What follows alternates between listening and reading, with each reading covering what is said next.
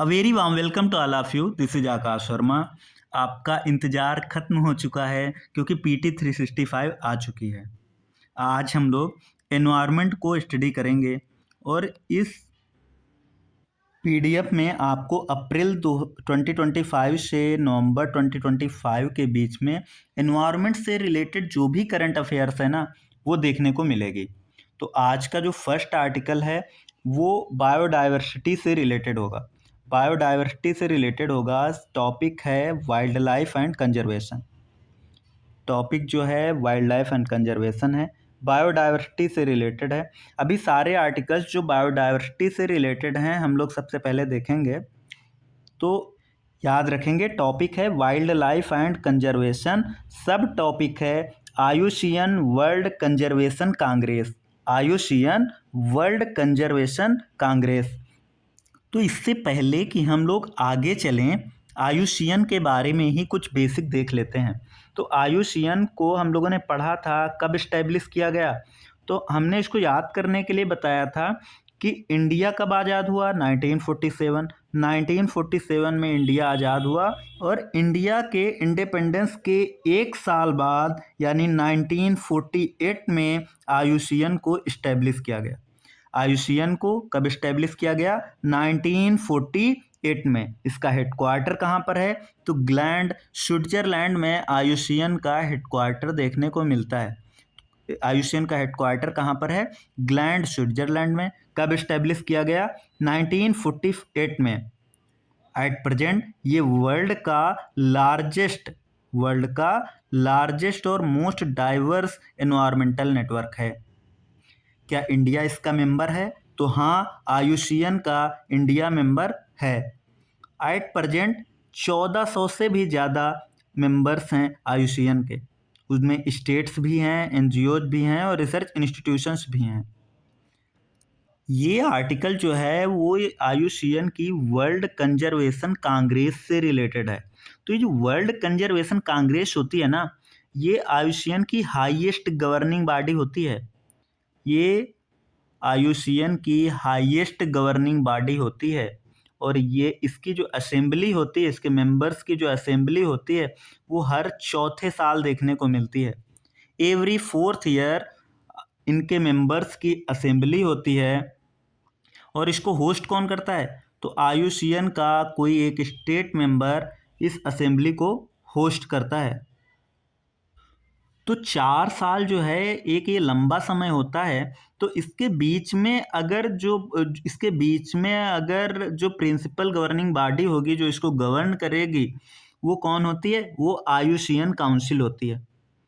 तो याद रखेंगे कि वर्ल्ड कंजर्वेशन कांग्रेस जब सेशन में नहीं है तब आयुशियन को कौन गवर्न कर रहा है, मीन्स प्रिंसिपल गवर्निंग बॉडी कौन है, तो आयुशियन काउंसिल है। आयुशियन की रिपोर्ट्स आप लोग देख लें तो ये कौन कौन सी रिपोर्ट दे रहा है, IUCN report on protected areas. IUCN report on protected areas कौन रिलीज करता है, IUCN world commission on protected areas. IUCN world commission on protected areas ये रिपोर्ट जारी करता है। कौन सी, IUCN report on protected areas. तो नाम में ही आयुशियन लगा है तो आप इसको याद कर लें। आयुशियन वर्ल्ड हेरिटेज आउटलुक। तो वर्ल्ड हेरिटेज आउटलुक ये किसकी रिपोर्ट है, आयुशियन की है। वर्ल्ड हेरिटेज आउटलुक किसकी रिपोर्ट है, आयुशियन की रिपोर्ट है। बेसिकली था ना वो वर्ल्ड कंजर्वेशन कांग्रेस जो 2025 हुई है ना, उसके बारे में डील करता है। तो 2025 वाली वर्ल्ड कंजर्वेशन कांग्रेस को किसने होस्ट किया था, तो इसको होस्ट किया था यूएई ने, अबू धाबी यूएई ने। तो मेंबर्स असेंबली ने क्या क्या रिजोल्यूशन लिए हैं इस कंजर्वेशन कांग्रेस में, वर्ल्ड कंजर्वेशन कांग्रेस में। तो पहला ये आता है कि 2045 को जो 2045 है इसको टारगेट ईयर मान लिया। इसको टारगेट ईयर मान लिया और 20 साल का एक स्ट्रेटेजिक विजन रखा है जिसमें क्या होगा, 20 साल का एक स्ट्रेटेजिक विजन रखा है जिसमें क्या होगा, मीन्स कि हमें यूनाइट होना है नेचर के लिए, नेचर कंजर्वेशन के लिए हमें यूनाइट होना है तो एक रिजोल्यूशन हो गया, adoption of unite for nature on the path to 2025। ये 20 ईयर का स्ट्रेटेजिक विजन है। इसके अलावा Abu Dhabi call to action देखने को मिल जाता है। तो इसमें बेसिकली क्या होगा कि जो 5 की एरियाज हैं उनमें जो एक्शन लिए जा रहे थे उनको ये एक्सिलरेट कर देगा। और ये एरियाज कौन कौन से हैं? पहला तो ये है, इनको याद करने की ज़रूरत नहीं है, बस माइंड में आप लोग रख लीजिए कि ये रीअफर्म किया गया है कि nature as foundation of wellbeing. Nature जो है फाउंडेशन ऑफ वेलबींग है। मल्टीलैटरलिज्म को स्ट्रेंथन किया गया है। जस्टिस और इंक्लूजन को इंश्योर करने की बात की गई है। एडवांस नॉलेज और इनोवेशन को एडवांस करने की बात की गई है। नेचर और क्लाइमेट एक्शन के लिए रिसोर्सेज को स्केल अप करने की बात की गई है। तो 5 की एरियाज हैं। Abu Dhabi call to actions में क्या कहा गया? 5 की एरियाज में एक्शंस को एक्सिलरेट करना है। फर्स्ट क्या है कि रीअफर्म करना है कि nature as foundation of wellbeing. Multilateralism को बढ़ावा देना है। जस्टिस और इंक्लूजन को इंश्योर करना है। नॉलेज और इनोवेशन को एडवांस करना है।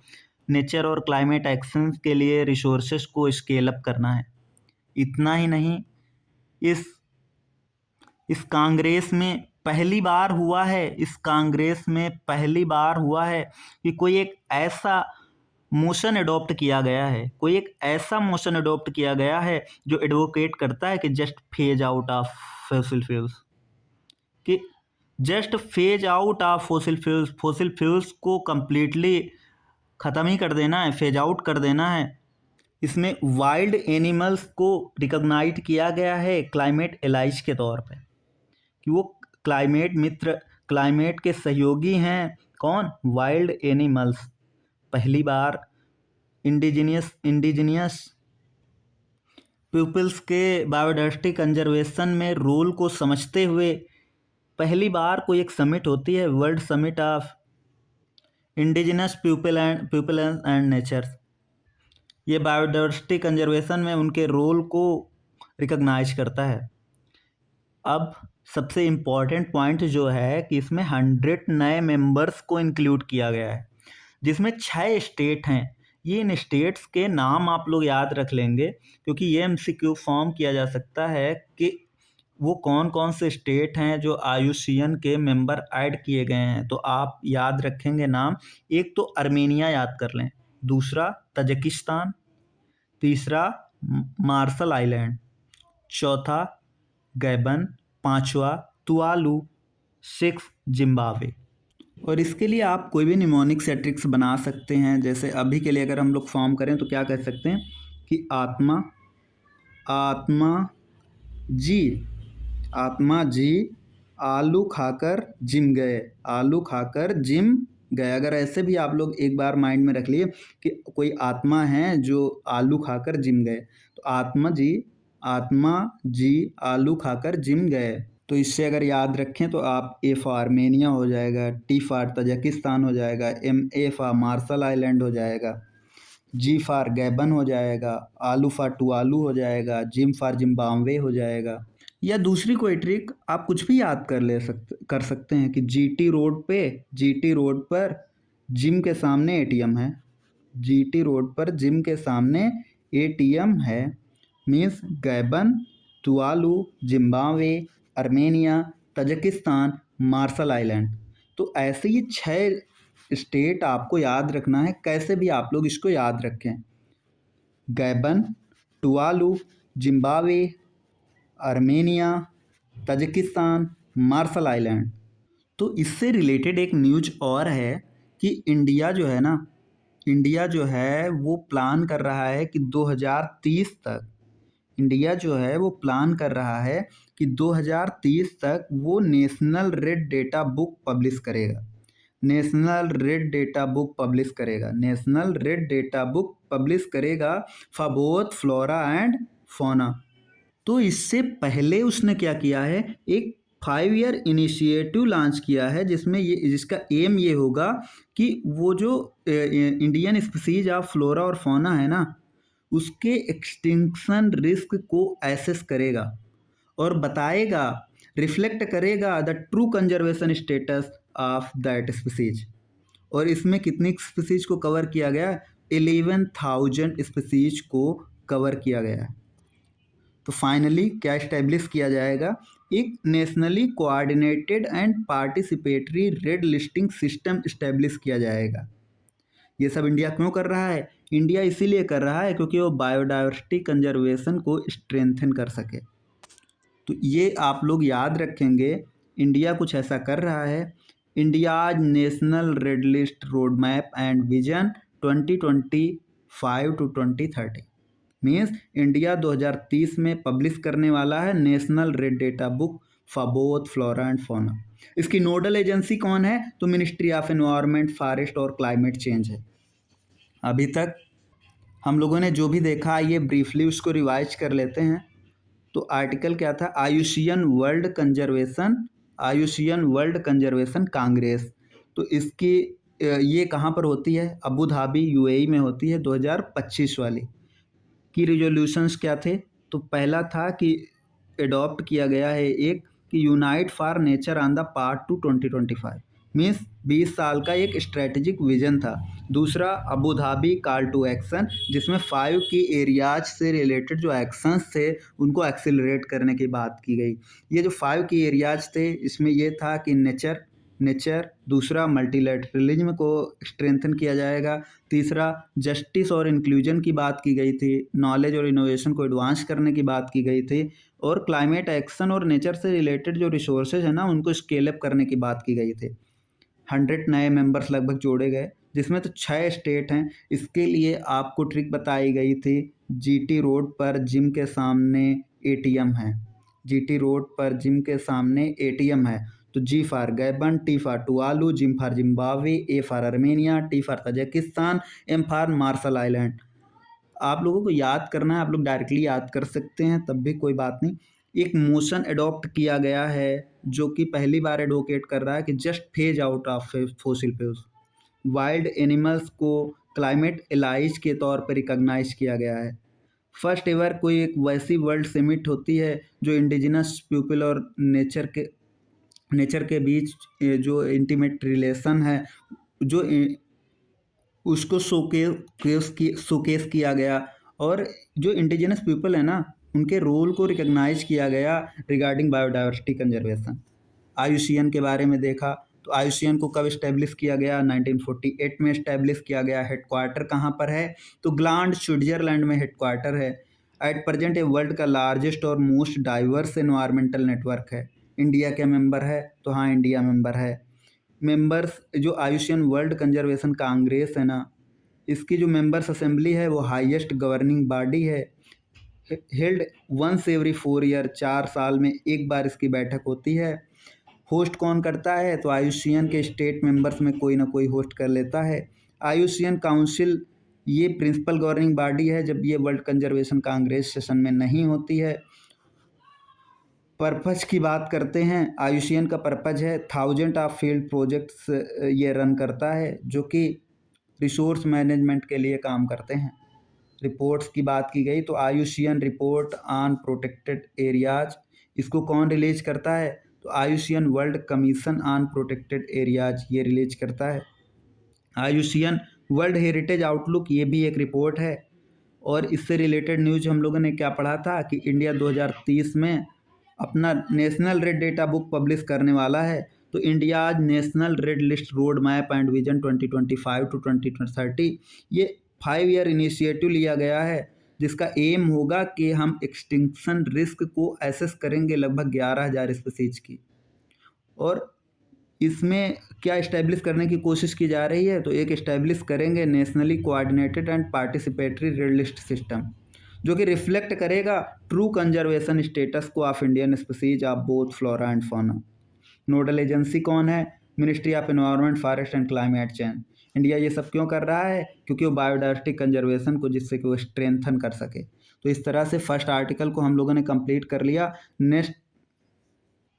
नेक्स्ट आर्टिकल पर हम लोग चलें इससे पहले कि 2 पॉइंट और छूटे हैं, देख लेंगे कि इसको प्रिपेयर कौन करेगा।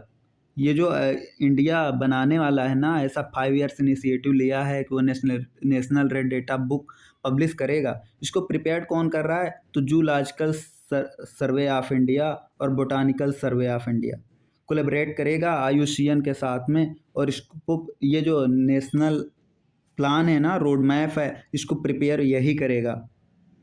इंटरनेशनली कौन कौन अलाइंड है, तो इंटरनेशनली अलाइंड है CBD, Kunming Montreal global biodiversity framework. Means ये जो प्लान एंड रोड मैप है ये इसके साथ अलाइनमेंट शो करता है। नेक्स्ट आर्टिकल जो है वो है key instruments of IUCN in news. Key instruments of IUCN in news, तो IUCN के वो क्या क्या इंस्ट्रूमेंट्स हैं जो कि न्यूज में रहें। तो ये तो बहुत ही फेमस है, IUCN red list of threatened species. IUCN red list of threatened species कब इस्टेब्लिश की गई, तो बताया था 1974 में इस्टेब्लिश की गई। ये स्पीसीज को 9 कैटेगरीज में कैटेगराइज करती है। फर्स्ट क्या था, not evaluated, second data deficient, third least concern, fourth near threatened, fifth vulnerable, six endangered, seventh critically endangered, extinct in wild and extinct. तो आइए इनको कंप्रहेंसिवली देख लेते हैं। तो नॉट इवेल्युएटेड बेसिक मतलब क्या होता है कि वो स्पीसीज इस कैटेगरी में रखी जाती हैं जिनको IUCN एसेस ही नहीं करता। डेटा डिफिशिएंस कि ऐसी स्पीसीज जिनके बारे में एडिक्वेट डेटा है नहीं कि जिसके बेसिस पे उनको एसेस किया जा सके। लीस्ट कंसर्न कि अभी तो पॉपुलेशन स्टेबल है और ठीक ठाक पर्याप्त भी है, लेकिन आगे चल के इस पे खतरा हो सकता है। लीस्ट कंसर्न अभी उतना ध्यान देने की ज़रूरत है नहीं। नियर थ्रेटेंड कि अभी अगर इन पर ध्यान नहीं दिया गया, अभी अगर इन पर ध्यान नहीं दिया गया तो इन नियर फ्यूचर ये जो हैं इंडेंजर्ड हो सकती हैं, ये जो हो सकती हैं थ्रेटेंड स्पीसीज की कैटेगरी में जा सकती हैं। और ये जो 3 होती है ना, वल्नरेबल, इंडेंजर्ड और क्रिटिकली इंडेंजर्ड, इनको थ्रेटेंड स्पीसीज कहा जाता है।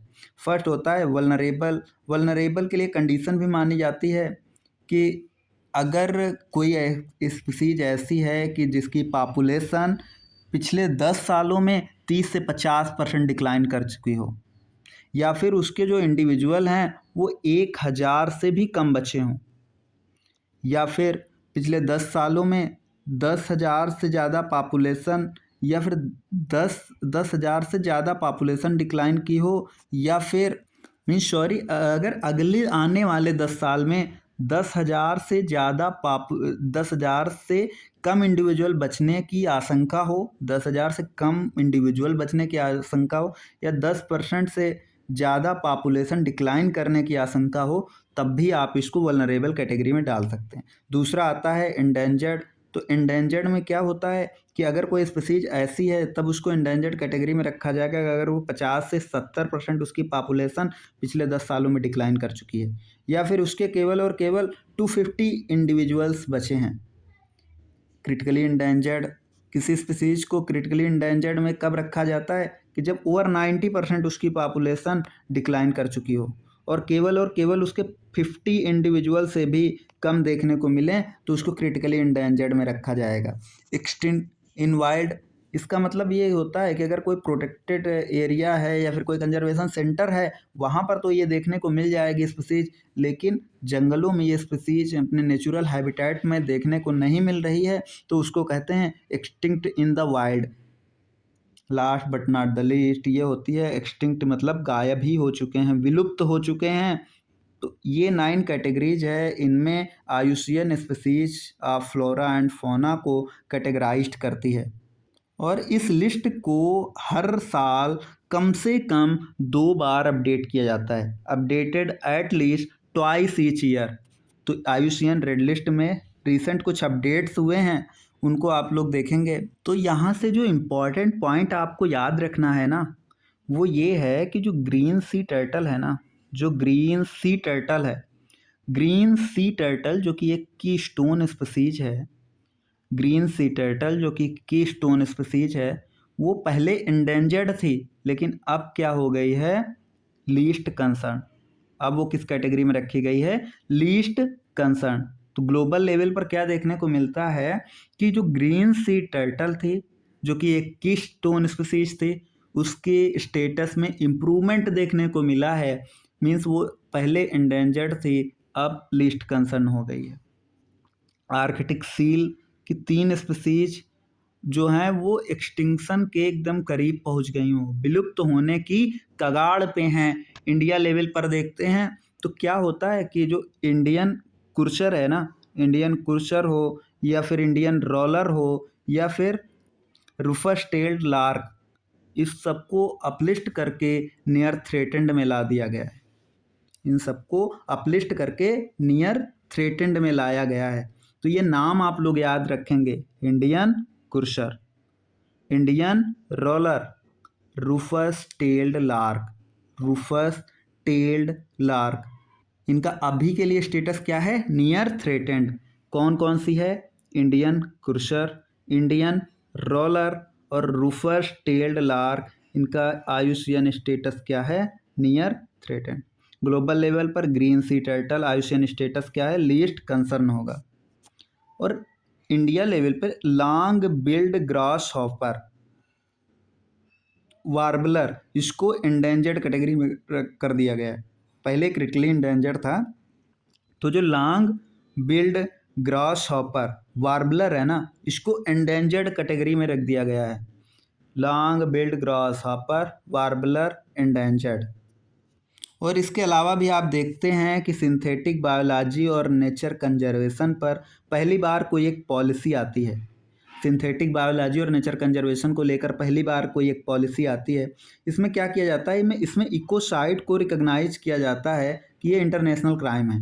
इकोसाइड जो है वो इंटरनेशनल क्राइम है अंडर, और ये किसके अंडर इसको रिकॉग्नाइज किया जा रहा है, under ICC, international criminal court. तो इंटरनेशनल क्रिमिनल कोर्ट के अंडर जो इकोसाइड है ना, उसको इंटरनेशनल क्राइम जो है रिकॉग्नाइज किया गया। अब इकोसाइड होता क्या है, तो अगर कोई डिलिबरेटली इन्वायरमेंट को हार्म कर रहा है तो उसको इकोसाइड कहा जाता है।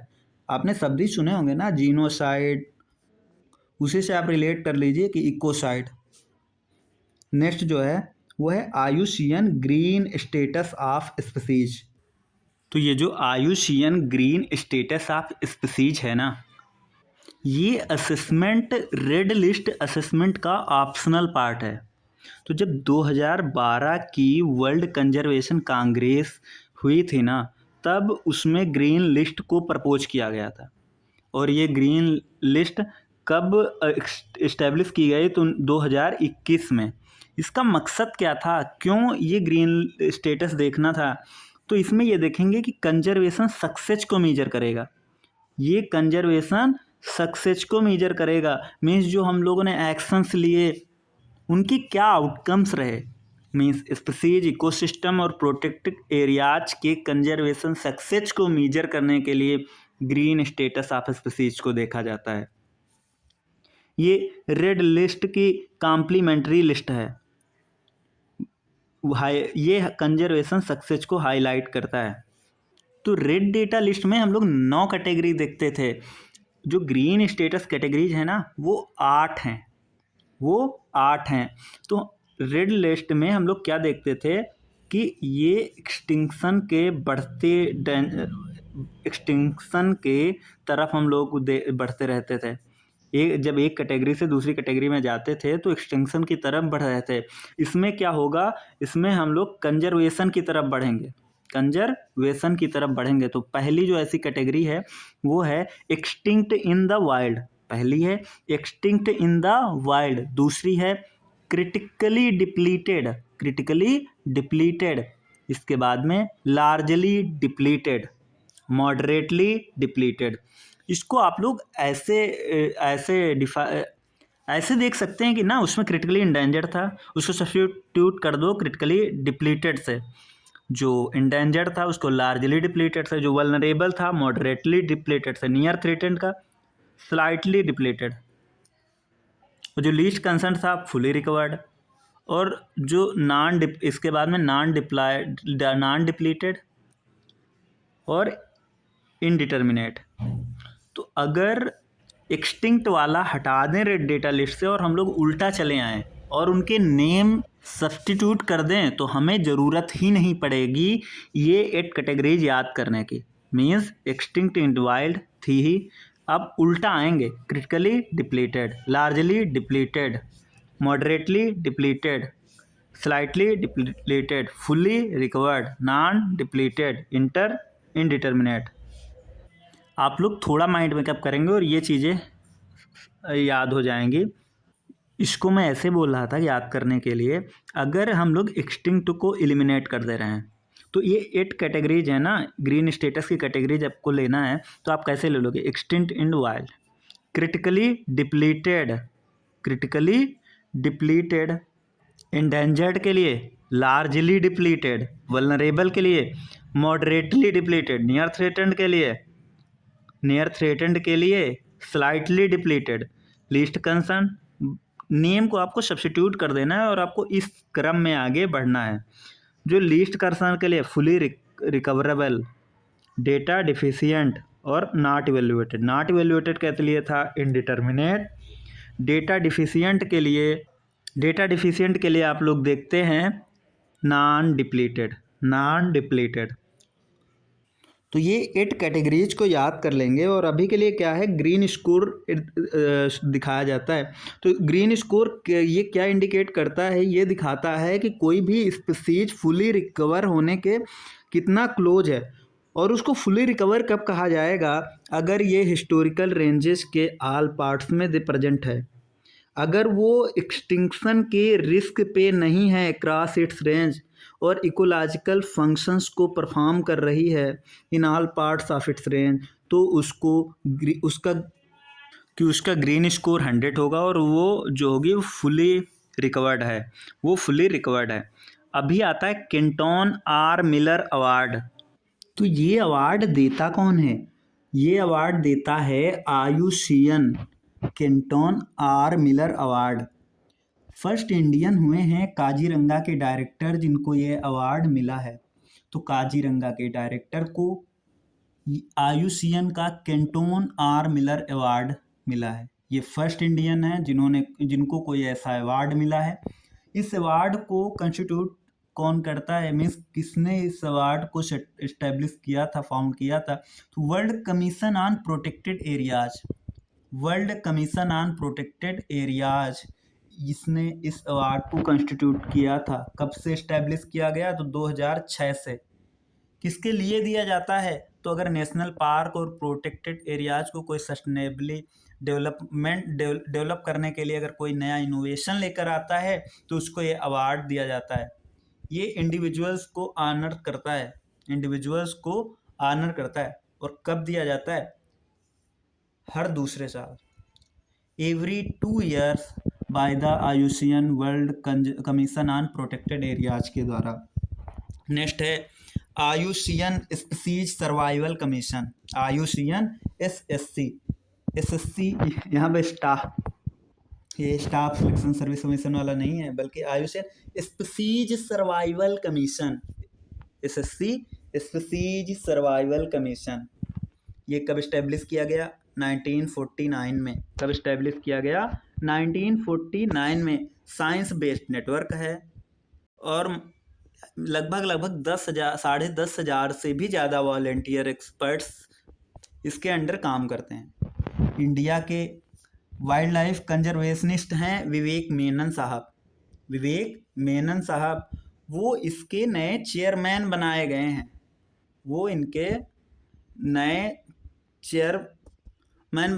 2025 से 29 तक के लिए, इसीलिए ये न्यूज में था। तो ये जो स्पीसीज सर्वाइवल कमीशन है, इसका मेन रोल क्या होता है? तो ये आयुषियन को इंफॉर्मेशन प्रोवाइड करता है, information regarding biodiversity conservation, species की क्या इनहेरेंट वैल्यूज हैं, इकोसिस्टम के हेल्थ और फंक्शनिंग में उनका क्या रोल है, इन सब के बारे में इंफॉर्मेशन आयुषियन को कौन प्रोवाइड कराता है? तो आयुषियन का स्पीसीज सर्वाइवल कमीशन प्रोवाइड कराता है। न्यूज़ में क्यों था? क्योंकि विवेक मेनन को नया चेयरमैन बनाया गया है 2025 से 29 तक के लिए। आयुषियन स्पीसीज सर्वाइवल कमीशन को कब इस्टेब्लिश किया गया? 1949 में। नेक्स्ट आता है IUCN world heritage outlook 4 report. IUCN world heritage outlook 4 report. तो वेस्टर्न घाट और इंडिया के 2 नेशनल पार्क कौन कौन से? तो मानस नेशनल पार्क ये असम का है और सुंदरबन नेशनल पार्क ये वेस्ट बंगाल का है। तो असम का मानस नेशनल पार्क और वेस्ट बंगाल का सुंदरबन नेशनल पार्क और वेस्टर्न घाट को IUCN world heritage outlook report ने as being significant concern categorise किया है। सिग्निफिकेंट कंसर्न इस कैटेगरी में डाला है। और ये अदर फाइंडिंग्स क्या हैं कि जो ये सुंदरबन नेशनल पार्क है ना, इसमें ये देखा डिटीरियोरेशन देखने को मिला है कंजर्वेशन आउटलुक्स का। और ये जो स्टेटस था ना गुड विथ सम कंसर्न से, ये अभी के लिए सिग्निफिकेंट कंसर्न में चला गया है 2020 से 25 के लिए। और कंचनजंगा नेशनल पार्क जो है वो एक अकेला ऐसा नेशनल पार्क बचा है जो कि कंजर्वेशन आउटलुक के गुड कैटेगरी में आता है। कंजर्वेशन आउटलुक रेटिंग में गुड श्रेणी में आता है। तो आइए ब्रीफली रिवाइज कर लेते हैं कि इंस्ट्रूमेंट्स ऑफ आयुषियन इन न्यूज में हम लोगों ने क्या क्या देखा था। पहले देखा IUCN red list of threatened species. इसको कब इस्टेब्लिश किया गया? रेड लिस्ट को 1964 में इस्टेब्लिश किया गया। कब अपडेट की जाती है? तो साल में कम से कम 2 बार आप अपडेट करिए। कितनी कैटेगरीज में ये स्पीसीज को डिवाइड करती है? तो 9 कैटेगरीज में डिवाइड करती है। न्यूज में क्यों था? तो रीसेंट अपडेट जो हुआ है उसमें माना जाता है कि जो 3 स्पीसीज हैं आर्कटिक सील की, वो एक्सटिंक्ट की कगार पे हैं, विलुप्त होने की कगार पे हैं। जो ग्रीन सी टर्टल है ना, वो पहले इंडेंजर्ड कैटेगरी में था, लेकिन अब वो इंडेंजर्ड से लीस्ट कंसर्न कैटेगरी में आ गया है। इंडिया में 12 इंडियन बर्ड स्पीसीज का जो कंजर्वेशन स्टेटस है वो मॉडिफाई हुआ है, जिसमें 4 स्पीसीज को तो अपलिस्ट कर दिया गया है। पहले आता है इंडियन कुर्सर, इंडियन रोलर और रूफस टेल डार्क। इन सबको नियर थ्रेटेंड स्पीसीज में रखा गया है। Long build grass hopper warbler जो है इसको इंडेंजर्ड में अपलिस्ट कर दिया गया है। फर्स्ट एवर एक पॉलिसी बनी है सिंथेटिक बायोलॉजी और नेचर कंजर्वेशन पे, जिसने इकोसाइड को रिकग्नाइज किया है। और ये 9 कैटेगरीज हैं जो कि रेड लिस्ट से रिलेटेड हम लोगों ने देखी।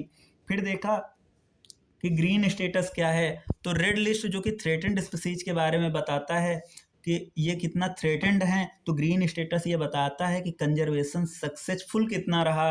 तो ये मेजर करता है कंजर्वेशन सक्सेस को for species ecosystem and protected areas. तो ये कॉम्प्लीमेंट्री रेड लिस्ट है टू रेड लिस्ट। इससे कंजर्वेशन सक्सेस को हाईलाइट करती है। रेड लिस्ट असेसमेंट का ऑप्शनल पार्ट है। कब प्रपोज की गई? 2012 की वर्ल्ड कंजर्वेशन कांग्रेस ने प्रपोज किया। लॉन्च कब हुई? तो 2021 में लॉन्च की गई। 8 ग्रीन स्टेटस कैटेगरीज ये हम लोगों ने देखा था। Extinct in the wild, critically depleted, largely depleted, moderately depleted, slightly depleted, fully recovered, non depleted, indeterminate. और ये माना जाता है ग्रीन स्कोर 0 से 100 के बीच होता था। और इतना ही नहीं, केंटोन आर मिलर अवार्ड देखा गया। तो ये किसको दिया गया? तो काजीरंगा के डायरेक्टर को दिया गया। ये फर्स्ट इंडियन बने हैं, काजीरंगा के डायरेक्टर को दिया गया और ये फर्स्ट इंडियन बने हैं। इसको किसने कंस्टिट्यूट किया? तो world commission on protected areas ने इसको कंस्टिट्यूट किया। कब इस्टेब्लिश किया गया? 2006 में इस्टेब्लिश किया गया। 2 साल में एक बार दिया जाता है। और किस चीज़ के लिए दिया जाता है? अगर कोई इंडिविजुअल है जो कि इनोवेशन दिखाता है in national park and protected areas के सस्टेनेबल डेवलपमेंट में। आयुषियन स्पीसीज सर्वाइवल कमीशन के बारे में देखा। कब इस्टेब्लिश किया गया? 1949 में इस्टेब्लिश किया गया। साइंस बेस्ड नेटवर्क है। 10,000 से 10,500 भी ज़्यादा एक्सपर्ट वॉलंटियरिंग करते हैं। इंडिया के रिनोड वाइल्ड लाइफ कंजर्वेशनिस्ट हैं विवेक मेनन साहब, उनको नया चेयरमैन बनाया गया है 2025 से 29 के लिए, तभी ये न्यूज में आ गया था। नेक्स्ट है IUCN world heritage outlook report. तो इसमें क्या कहा गया है कि असम का मानस नेशनल पार्क और वेस्ट बंगाल का सुंदरबन नेशनल पार्क, इसके साथ ही वेस्टर्न घाट को सिग्निफिकेंट कंसर्न में कैटेगराइज कर दिया गया है।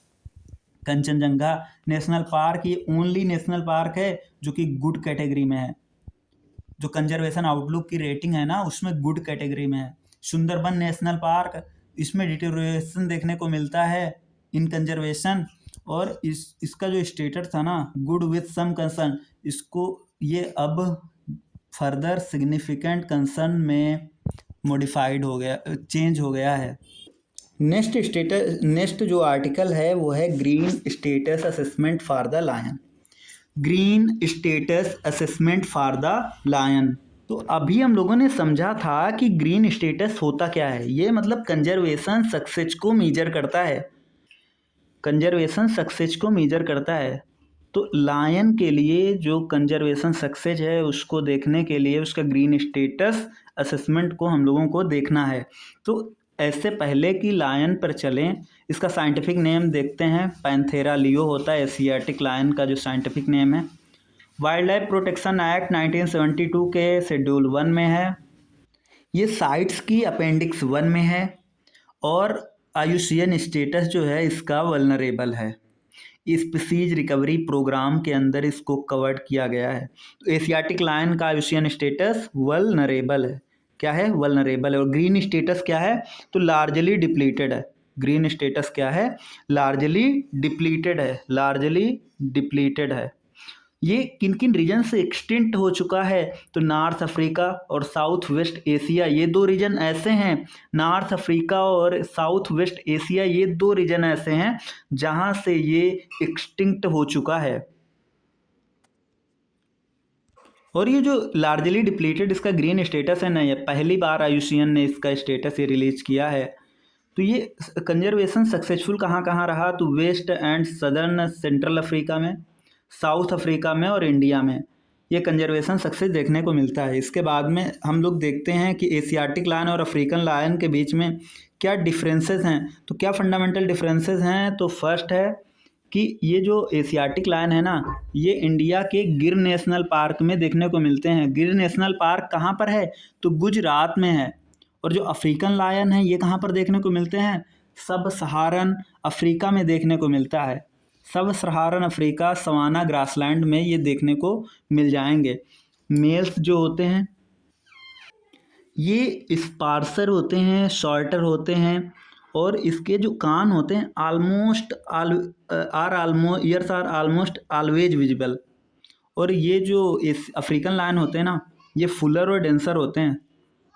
इनके जो मेन है ना वो फुलर और डेंसर होते हैं, और जो ईयर्स होते हैं ना वो हमेशा ढके हुए होते हैं।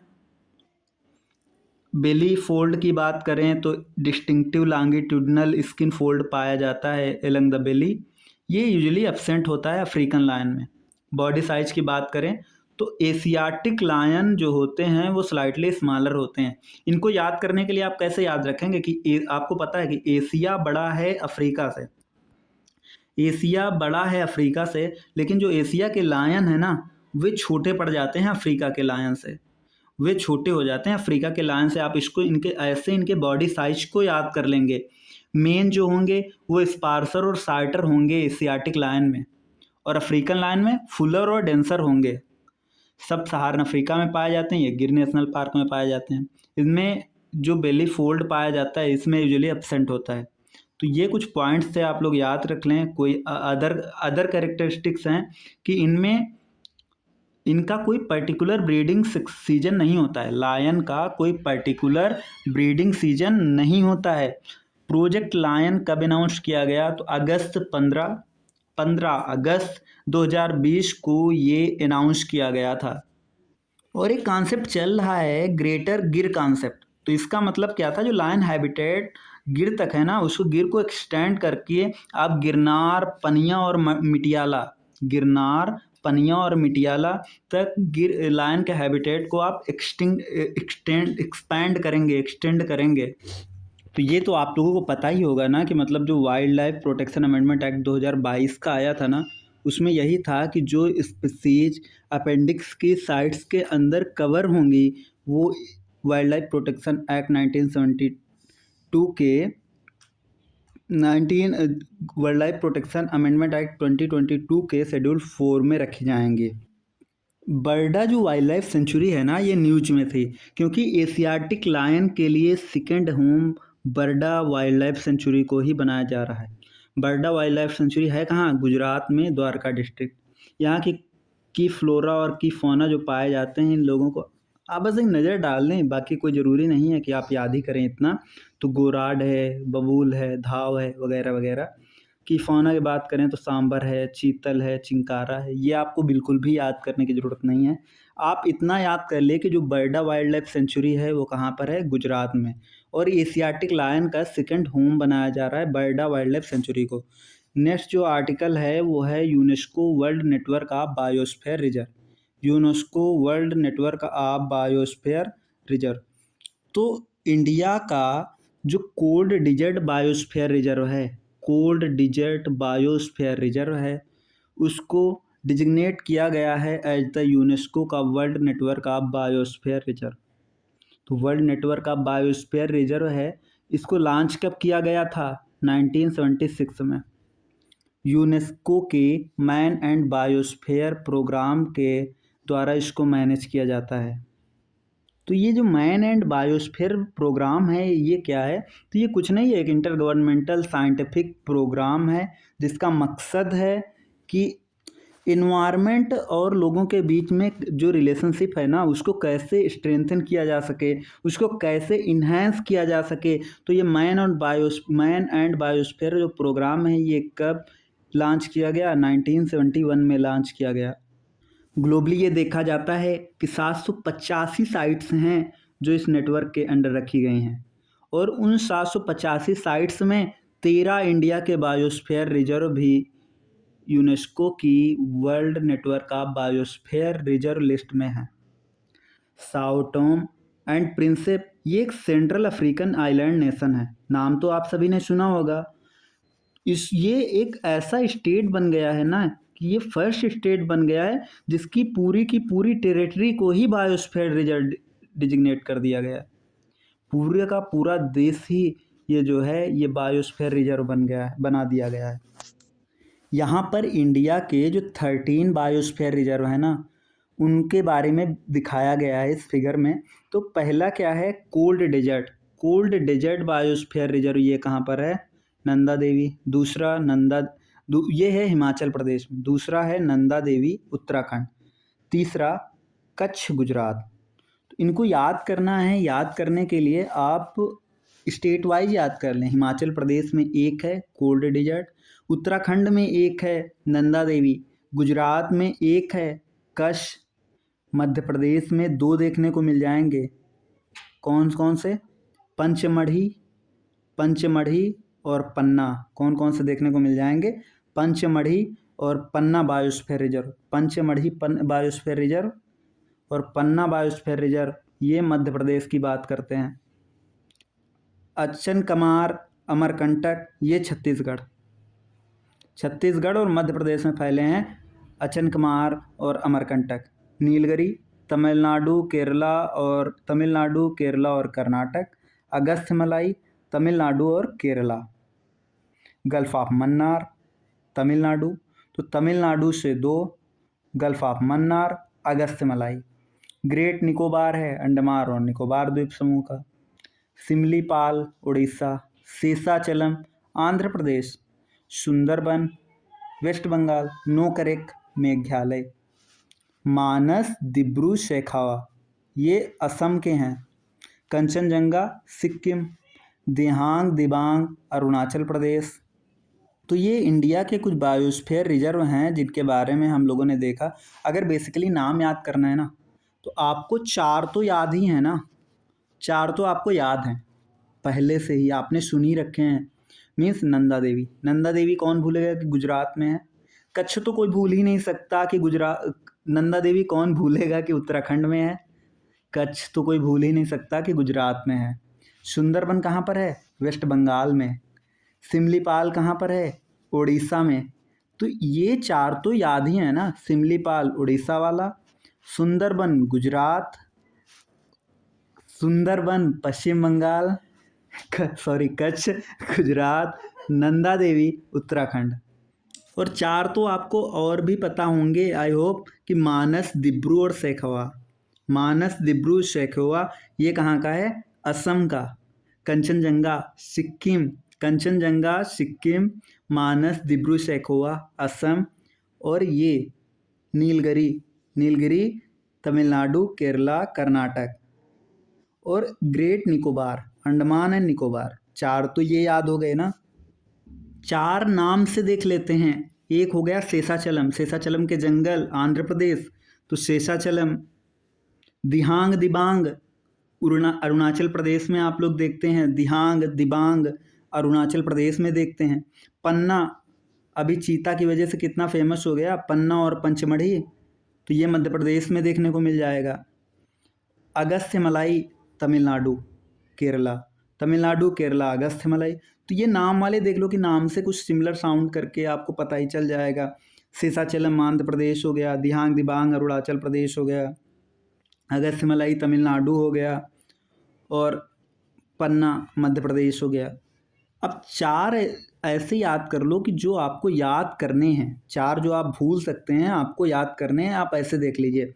Gulf of Mannar, gulf of Mannar Tamil Nadu, Nokrek Meghalaya, Nokrek Meghalaya, gulf of Mannar Tamil Nadu, cold desert, cold desert Himachal Pradesh, ये जरूर याद कर लेंगे। Cold desert Himachal Pradesh, cold desert Himachal Pradesh. Achanakmar Amarkantak Chhattisgarh और मध्य प्रदेश, अचनकमार अमरकंटक छत्तीसगढ़ मध्य प्रदेश। तो इसमें आगे ये बताया गया है कि अगर कोई बायोस्फीयर रिजर्व है तो उसको मैन एंड बायोस्फीयर प्रोग्राम के अंदर डिजिग्नेट कैसे किया जाता है। तो पहले क्या होता है कि जो मैन एंड मैप की इंटरनेशनल कोऑर्डिनेटिंग कमेटी होती है, मीन्स मैप ICC, ये डिसीजन लेती है और इसके बाद में डायरेक्टर जनरल फाइनल डिसीजन लेता है और वही डिजिग्नेट करता है। मेथोडोलॉजी जो यूज होती है वो सिवाइल स्ट्रेटजी यूज होती है बायोस्फीयर रिजर्व के लिए, और स्टैट्यूटरी फ्रेमवर्क हैं world network of biosphere reserve के लिए। और साइट्स को कौन प्रपोज कर सकता है? तो कोई भी, सभी मेंबर स्टेट में कोई भी प्रपोज कर सकता है, कोई एसोसिएट मेंबर है वो भी प्रपोज कर सकता है। और एक बारी ये डिजिग्नेशन मिल गया कि ये बायोस्फीयर रिजर्व अंडर मैप है, तो वो जो साइट्स है, ऐसा नहीं कि उसकी सोवरेनिटी या ज्यूरिसडिक्शन किसी और के पास चले जाएगा। वो sites remain under the sovereign jurisdiction of states. States जो हैं वो रिमूव भी कर सकते हैं किसी बायोस्फीयर रिजर्व को इस नेटवर्क से। और ये जो बायोस्फीयर रिजर्व है ना, ये 10 साल के बाद में इसको, हर 10 साल पे इसको पीरियोडिक रिव्यू किया जाता है कि, और असेस किया जाता है इसकी फंक्शनिंग और मैनेजमेंट की इफ़िशियंसी को। यूनेस्को ये जो डिजिग्नेशन देता है, ये इसको विड्रा भी कर सकता है अगर reserve fail to meet the required standards. अभी कोल्ड डिजर्ट बायोस्फीयर रिजर्व के बारे में देख लेते हैं। तो कोल्ड डिजर्ट बायोस्फीयर रिजर्व कहाँ है? हिमाचल प्रदेश में है। कोल्ड डिजर्ट बायोस्फीयर रिजर्व कहाँ है? हिमाचल प्रदेश में है।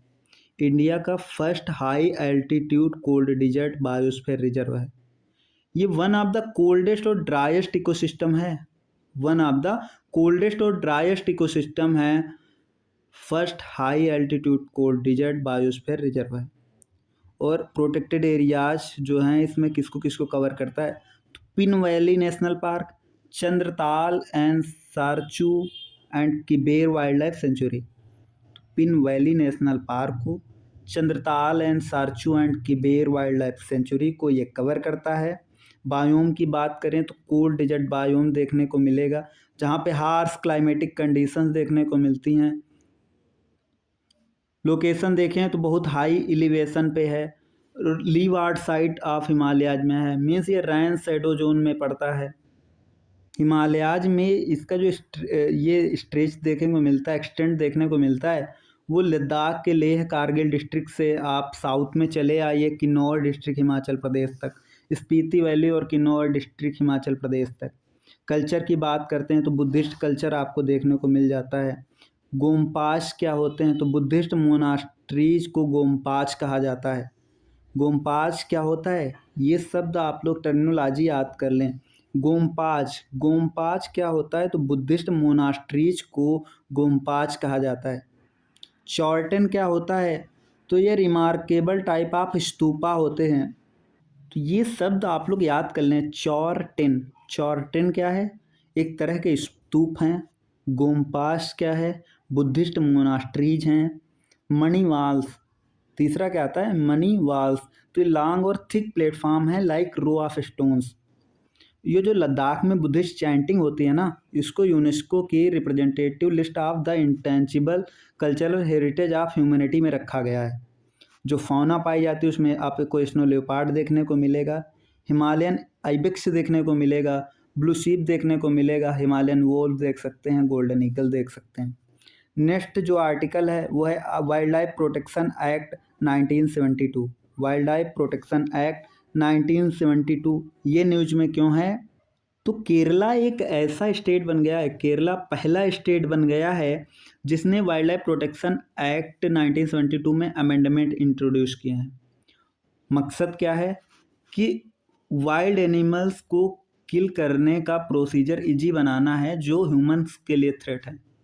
मीन्स जो मानव के लिए खतरा हैं, उन वैसे वाइल्ड एनिमल्स को मारने के लिए जो प्रोसीजर है उसको इजी करने के लिए केरला ने वाइल्ड लाइफ प्रोटेक्शन एक्ट में अमेंडमेंट किए हैं और ये ऐसा पहला स्टेट बना है। तो वाइल्ड लाइफ प्रोटेक्शन एक्ट 1972 की जब हम लोग बात करते हैं तो ये वाइल्ड एनिमल्स, बर्ड्स और प्लांट्स के प्रोटेक्शन की बात करता है और ये इंश्योर करता है कि कंट्री में इकोलॉजिकल और एनवायरमेंटल सिक्योरिटी बनी रहे। 2022 के जो अमेंडमेंट होते हैं तो हम लोग पहले 6 शेड्यूल देखा करते थे, तो ये अमेंड होके 4 शेड्यूल बचे हैं। शेड्यूल फर्स्ट में highest level protected species of animals देखने को मिलते हैं। शेड्यूल सेकंड में animal species with a lesser level of protection. इस शेड्यूल थर्ड में प्रोटेक्टेड प्लांट स्पीसीज देखने को मिलते हैं। शेड्यूल फोर्थ में इस जो इस साइट्स के अंडर कवर है ना वो स्पीसीज देखने को मिलती हैं। तो वाइल्ड लाइफ प्रोटेक्शन एक्ट 1972 के अंदर 4 इंस्टीट्यूशनल बॉडीज इस्टेब्लिश की गई। एक है national board for wildlife, national board for wildlife NBWL। इसको चेयर कौन करता है? PM। स्टेट लेवल पर state board for wildlife, wildlife crime control bureau, wildlife crime control bureau. Fourth है central zoo authority, central zoo authority. और जब ये देखा जाता है ना प्रोहिबिट्स ऑफ हंटिंग का, तो इसमें ये कहा जाता है कोई भी वाइल्ड एनिमल जो स्पेसिफाइड है शेड्यूल 1, 2, 3 एंड 4 में उसको हंट नहीं किया जा सकता except as provided under section 11 और सेक्शन 12। तो सेक्शन 11 और सेक्शन 12 में क्या कहा गया है? Chief wild life warden can permit hunting of wild animals under schedule 1 and 2 in certain cases, अगर वो डेंजरस हो जाए to human life, disabled, disease beyond recovery, scientific research के लिए और साइंटिफिक मैनेजमेंट के लिए। साइंटिफिक रिसर्च के लिए आप फंड कर सकते हैं, साइंटिफिक मैनेजमेंट के लिए आप फंड कर सकते हैं। अगर कोई ऐसी बीमारी हो जाती है कि उससे रिकवर नहीं हो सकता या ह्यूमन लाइफ के लिए डेंजर हो वो वाइल्ड लाइफ, तब उसको हंट किया जा सकता है। Provides for declaration of areas, तो क्या करता है? National park, wild life sanctuary, conservation reserve, community reserve, protection of wild life and their habitat. I hope ये तो सबको पता ही होगा कि ये 5 चीज़ें वाइल्ड लाइफ प्रोटेक्शन एक्ट 1972 के अंडर ही डिक्लेयर की जाती हैं। क्या क्या? Protected areas, wild life sanctuaries, conservation reserve, community reserve, reserve for the protection of wild life and their habitat. और अगर आपको ट्रांसलोकेट करना है ना किसी वाइल्ड लाइफ को, तो आपको सेंट्रल गवर्नमेंट की परमिशन चाहिए। अगर आप शेड्यूल 1 के एनिमल्स को ट्रांसलोकेट कर रहे हैं तो आपको सेंट्रल गवर्नमेंट की परमिशन चाहिए। अगर शेड्यूल 1 के अलावा अगर और किसी वाइल्ड एनिमल को आप ट्रांसलोकेट कर रहे हैं तो आपको सेंट्रल गवर्नमेंट की परमिशन की ज़रूरत होगा। Ministry of environment, forest and climate change retains right to revoke the permit if there are safety issue. अगर सेफ्टी इश्यू हैं तो वो राइट टू रिवोक कर, ministry of environment, forest and climate change के पास राइट टू रिवोक होता है। इस तरह से हम लोगों ने इस आर्टिकल को पढ़ लिया। नेक्स्ट आगे देखेंगे।